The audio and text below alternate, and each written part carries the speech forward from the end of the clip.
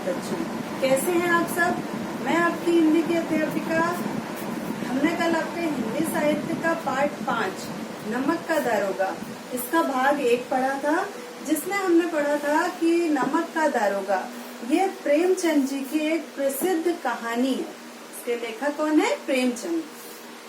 इनकी एक प्रसिद्ध कहानी है ये, जिसका एक प्रमुख पात्र है वंशीधर, जो कि सत्य के मार्ग पर चलता है और इसी तरीके से उसको नमक विभाग में दारोगा के पद पर वो नियुक्त हो जाता है।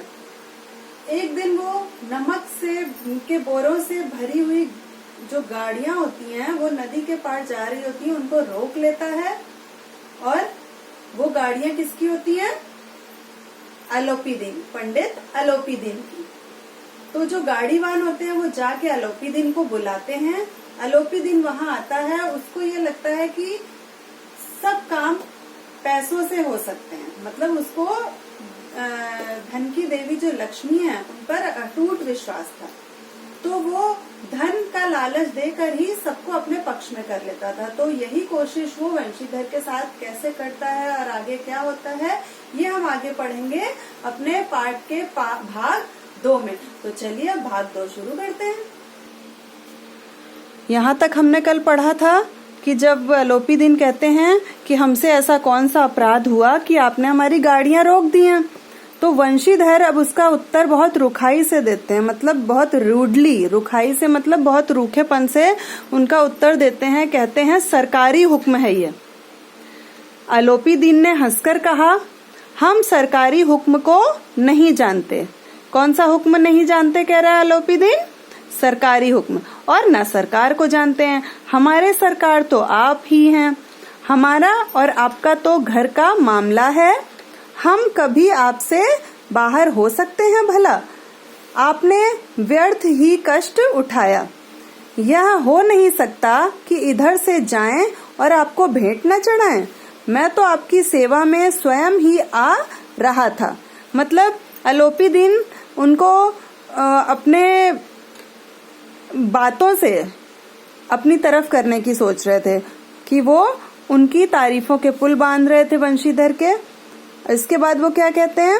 वंशीधर पर इसका कुछ प्रभाव ना पड़ा। मतलब जो वो बातें अलोपीदीन बोल रहे थे उसका कोई भी प्रभाव वंशीधर पर नहीं पड़ रहा था। ईमानदारी की नई उमंग थी, मतलब नौकरी नई नई लगी थी, 6 महीने ही हुए थे और मतलब ईमानदारी से कार्य करने की वो सोच रहा था। कड़क कर बोले, हम उन नमक हरामों में नहीं हैं जो कौड़ियों पर अपना ईमान बेचते फिरते हैं। मतलब बहुत गुस्से में उसने कहा वंशीधर ने, जब उसको ये लगा कि ये मुझे खरीदने की कोशिश कर रहे हैं, तो वो कहता है कि हम ऐसे लोग नहीं हैं जो कि जरा से पैसों को देखकर अपनी ईमानदारी को बेच दें। आप इस समय हिरासत में हैं। हिरासत में है मतलब एक तरह से बंदी रूप में है, बंदी के रूप में। आपको कायदे के अनुसार चलना होगा। मुझे अधिक बातों की फुर्सत नहीं है। जमादार बदलू सिंह, तुम इन्हें हिरासत में ले चलो, मैं हुक्म देता हूँ। मतलब जमादार बदलू सिंह जो है उसको वंशीधर आदेश देते हैं कि इनको बंदी बना लो, हिरासत में ले चलो मतलब इनको बंदी बना लो। अच्छा, अब ये बताइए कि जो अलोपीदीन था वो किसकी तारीफ कर रहा था? हाँ, वंशीधर की। और वंशीधर ने जमादार बदलू सिंह से किसको हिरासत में लेने के लिए कहा या हुक्म दिया? हाँ, पंडित अलोपीदीन को। पंडित अलोपीदीन स्तंभित हो गए, मतलब बहुत आश्चर्यचकित हो गए या हैरान हो गए। गाड़ीवानों में हलचल मच गई, मतलब जो गाड़ियां ले जा रहे थे उनमें कि अरे ये तो इनको हिरासत में लेने की बात कर रहा है। पंडित जी के जीवन में कदाचित यह पहला ही अवसर था कि ऐसी कठोर बातें सुननी पड़ी। बदलू सिंह आगे बढ़ा। पंडित जी ने धर्म को धन का ऐसा अनादर करते कभी ना देखा था। मतलब धर्म के मार्ग पर कौन चल रहा है? वंशीधर। और धन के मार्ग पर कौन चल रहा है? पंडित अलोपीदीन। तो उन्होंने कभी ऐसा नहीं देखा था कि धर्म का अनादर कर रहा हो कोई, मतलब धर्म धन का अनादर करे। विचार किया कि यह अभी अल्हड़ लड़का है, मतलब नई नई उम्र है, नवयुवक है, माया मोह के जाल में अभी नहीं पड़ा। माया मोह मतलब धन की जो पैसों का जो मोह होता है लोगों को, कि धन के लालच में आके कुछ भी मान लेते हैं, तो यह अभी ऐसा नहीं है। बहुत दीन भाव से बोले, बाबू साहब ऐसा ना कीजिए, हम मिट जाएंगे, मतलब हम बर्बाद हो जाएंगे, इज्जत धूल में मिल जाएगी, हमारा अपमान करने से आपके हाथ क्या आएगा, हम किसी तरह आपसे बाहर थोड़े ही हैं। मतलब उन्होंने कहा कि हमें हिरासत में मत लीजिए, नहीं तो हमारी बेइज्जती होगी सबके सामने और अपमान भी होगा, और आपको तो कुछ मिलेगा नहीं इसके बदले, इससे तो आप पैसे लेके ये मामला निपटा दीजिए। वंशीधर ने कठोर स्वर में कहा, हम ऐसी बातें नहीं सुनना चाहते।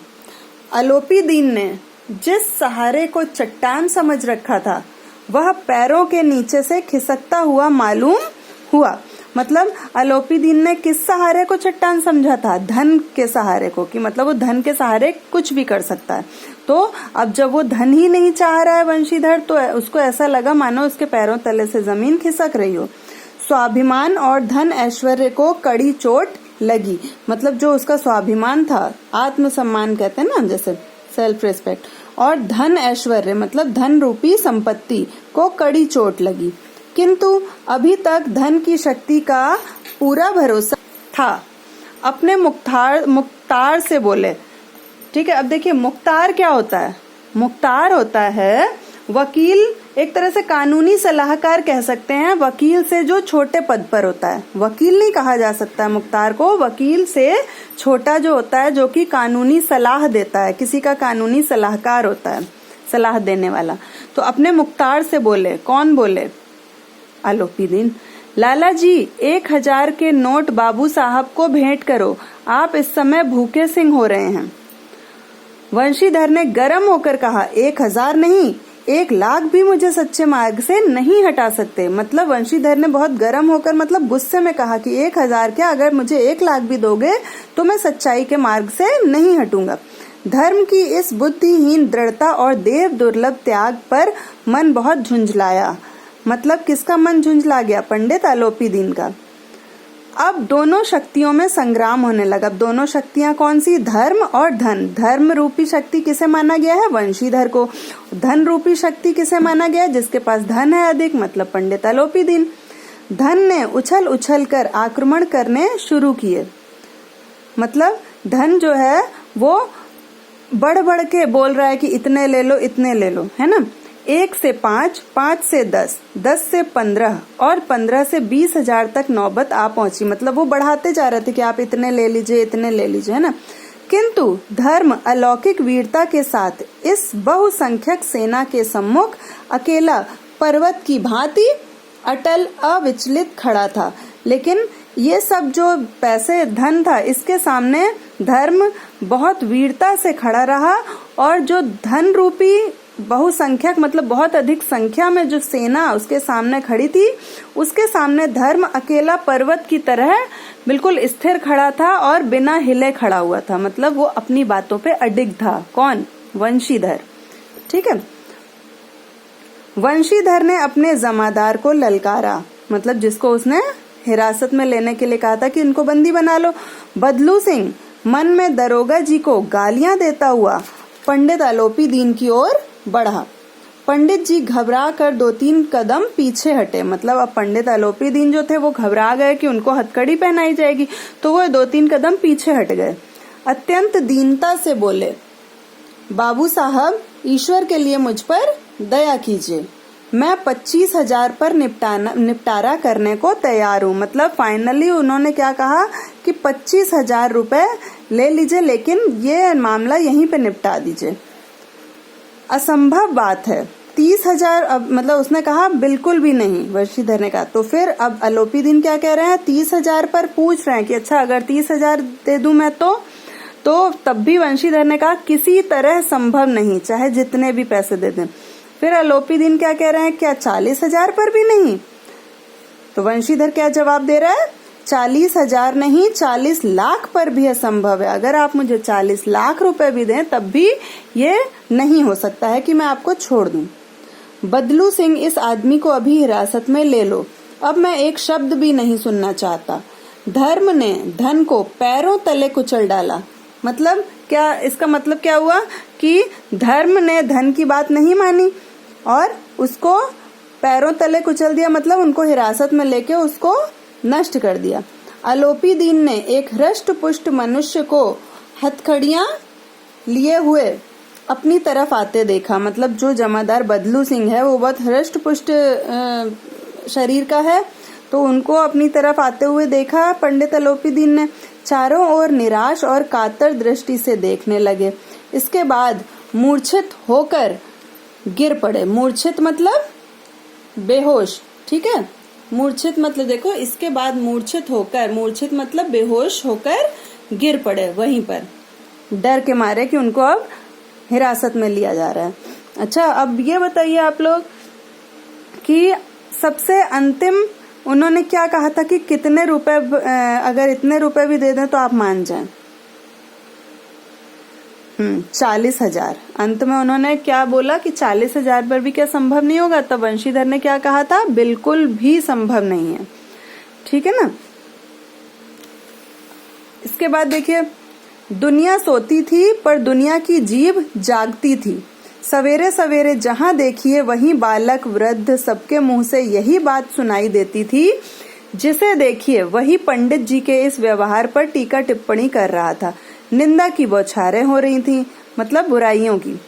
दूसरे दिन पंडित अलोपी दीन अभियुक्त होकर कांस्टेबल के साथ, हाथों में हथकड़ियां, हृदय में ग्लानि और क्षोभ भरे, क्षोभ मतलब दुख से भरे, लज्जा से मतलब शर्म से गर्दन झुकाए अदालत की तरफ चल पड़े।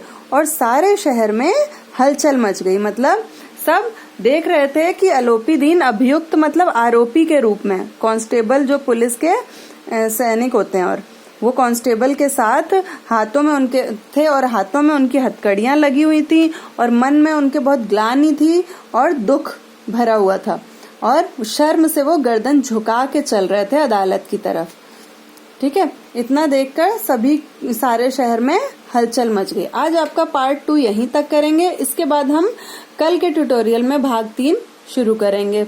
इतना आप सब पढ़ेंगे और आपका गृह कार्य यही है कि जो अंडरलाइन वर्ड्स मैंने कर रखे हैं उनके आप वाक्य प्रयोग करेंगे, ठीक है। सब अपने घर पर रहिए, स्वस्थ रहिए, सुरक्षित रहिए। धन्यवाद।